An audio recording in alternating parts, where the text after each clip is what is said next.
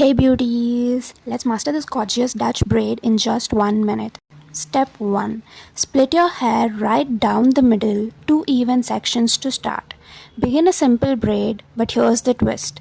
Instead of crossing the side strands over, cross them under the middle one. That's the Dutch braid magic. It makes the braid pop out.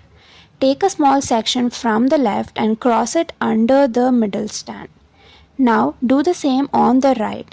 Add a section and cross it under the middle. Repeat this pattern all the way to your neck. At the nape, braid the remaining hair normally, still going under, and secure it with a cute tie. Now gently pull the braid loops for the full voluminous look we all love. Love braiding? Don't miss my tutorials on the French braid and fish tail braid too.